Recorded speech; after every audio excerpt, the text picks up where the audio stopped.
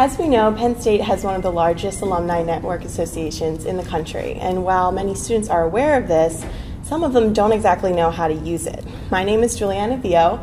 I'm a senior majoring in English and French, and I am about to graduate in a few short months and embark on my journey in finding a job and entering the professional world.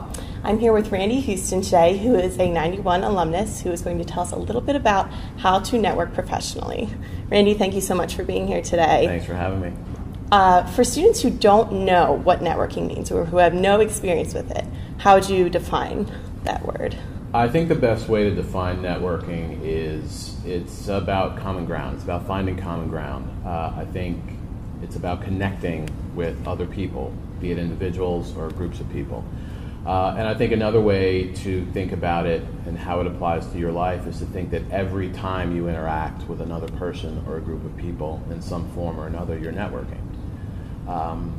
And so in that respect, you should look at it as every person is significant and important and a potential contact somewhere down the road. And what about networking is a lot easier than students may think?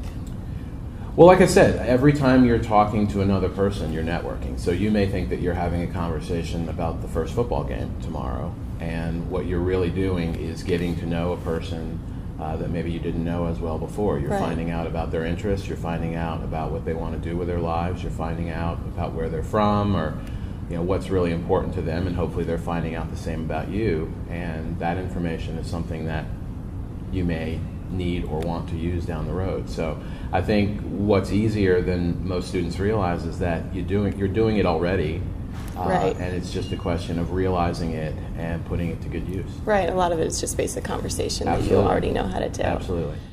Can you think of some other examples of some networking situations that you've previously encountered or you've heard of before that you'd like to share? The job I'm in right now, which I consider my dream job, I'm a lawyer for NBC Sports, and I got this job because of two people that I met in totally separate parts of my life, totally separate parts of the country. Wow. New people that were one person removed from the general counsel of my company. Mm-hmm. And when I started looking at this job, I reached out to them, and they independently said, hey, let me put you in touch with my friend.